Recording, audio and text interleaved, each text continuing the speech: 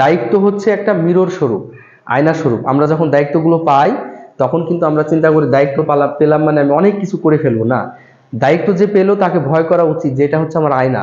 এই আয়নার সামনে আমি যেভাবে দাঁড়াবো সেইভাবে আমাকে দেখাবে। তো দায়িত্বটা হচ্ছে আয়না স্বরূপ।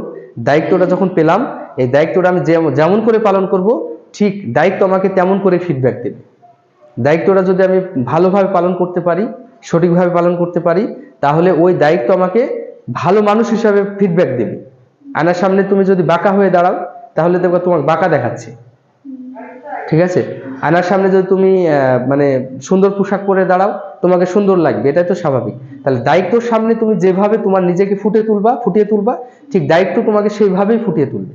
দায়িত্ব, ছোট একটা দায়িত্ব তুমি পেয়ে গেছো, সেই দায়িত্বটা তুমি খুব ভালো করে পূর্ণ করো, তাহলে আগামীতে তুমি কি হবা, আরো বড় দায়িত্ব পাওয়ার অ্যাবিলিটি তোমার ভিতরে থাকবে। আর যখন তুমি ওই দায়িত্বকে ফাঁকি দিবা, তোমার ভিতরে অলসতাগুলো বিরাজ করার কারণে তুমি দায়িত্বটাকে কোনো সঠিকভাবে পালন করবা না, তখন তোমাকে লেজি হিসাবে ওই দায়িত্ব তোমাকে মানুষের সামনে দাঁড় করাবে।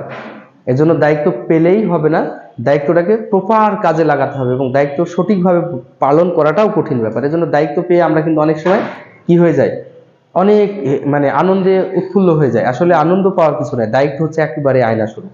তোমার লাইফটাকে, তোমার চরিত্রটাকে সঠিকভাবে ফুটিয়ে তুলবে এই দায়িত্ব।